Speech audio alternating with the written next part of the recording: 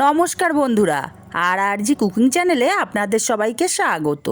আজকে নিয়ে হাজির হয়ে গেলাম অনুষ্ঠান বাড়ির স্বাদের লাল শাক ভাজা রেসিপি নিয়ে। আমি এখানে এক আটি লাল শাক নিয়ে নিয়েছি। এখন এই শাকগুলোকে বেছে নিতে হবে। শাকগুলো যে পোকা পাতা আছে সেগুলো অবশ্যই বেছে ফেলে দিতে হবে।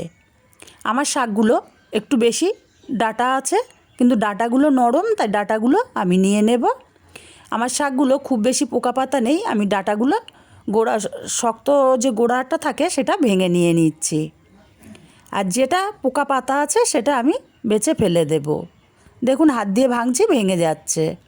এই যে পোকা পাতাটা, এই পোকা পাতাগুলো অবশ্যই ফেলে দিতে হবে। আমার শাকগুলোর মধ্যে পোকা পাতাটা খুবই কম, তাই আমি শুধু ডাঁটাগুলো ভেঙে ভেঙে শাকগুলো পরিষ্কার করে নেব। একইভাবে সব শাকগুলো আমি পরিষ্কার করে নিয়েছি। এখন শাকগুলোকে প্রথমে খুব ভালো করে ধুয়ে নিতে হবে। শাকগুলো খুব ভালো করে ধুয়ে তারপরে কুচিয়ে আমি আবারও ধুয়ে নিয়েছি। এখন একটা কড়াই গরম করে এখানে দিয়ে দেব তেল। তেলটাকে গরম করে আমি এখানে দিয়ে দিচ্ছি দুটো শুকনো লঙ্কা, আর দেব হাফ চামচেরও কম কালো জিরে, আর 1 চামচ গ্রেট করা রসুন দিয়ে দিলাম। ফোড়নটাকে ভেজে নেব রসুনটার কালার হালকা চেঞ্জ হওয়া পর্যন্ত। রসুনটার কালার চেঞ্জ হতে শুরু করেছে, হালকা লাল কালার আসা পর্যন্ত আমি রসুনটাকে ভেজে নিয়েছি। এখন এখানে দিয়ে দেব কয়েকটা চেরা কাঁচা লঙ্কা। কাঁচা লঙ্কাটাকে দিয়ে হালকা একটু নাড়াচাড়া করে নেব। এই যে কাঁচা লঙ্কা ফোড়নটা দেওয়ার কারণে যে সুন্দর একটা ফ্লেভার আসবে শাকের মধ্যে। এবার কেটে ধুয়ে রাখা শাকগুলোকে দিয়ে দেব। শাকগুলো দিয়ে একটু নাড়াচাড়া করে দেব। প্রথমেই আমি লবণ দেব না, কারণ শাকটা অনেকটাই কমে যাবে। প্রথমেই লবণ দিলে লবণটা বেশি হয়ে যেতে পারে, তাই শাকগুলোকে ভালো করে নাড়াচাড়া করে আমি ঢাকা দিয়ে রান্না করব 2 মিনিট। এতে করে শাক থেকে অনেকটা জল বেরোবে, শাকগুলো অনেকটা কমে আসবে। এবার ঢাকা দিয়ে দিলাম 2 মিনিটের জন্য। 2 মিনিট পর আমি ঢাকাটা খুলে নেব।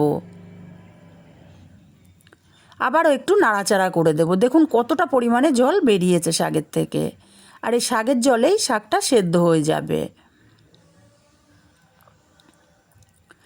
নাড়াচাড়া করে দিয়ে আমি আবারও ঢাকা দিয়ে দেব 2 মিনিটের জন্য।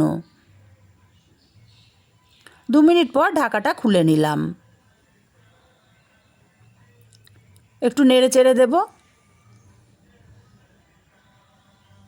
শাকটা অনেকটাই কমে এসছে।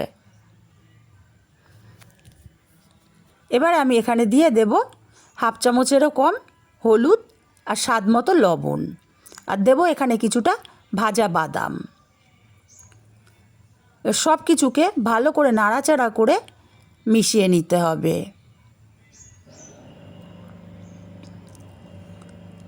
ভালো করে নাড়াচাড়া করে মিশিয়ে আমি ঢাকা দিয়ে আর 2 মিনিট রান্না করে নেব।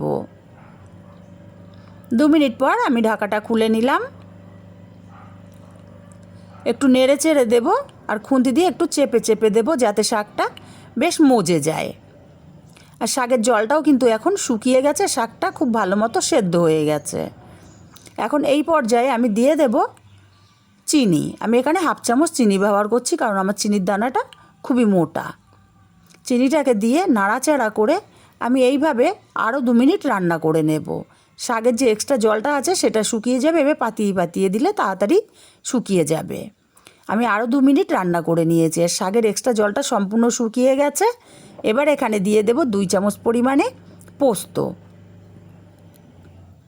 পোস্তটাকে দিয়ে নাড়াচাড়া করে আমি 1 মিনিট রান্না করে নেব।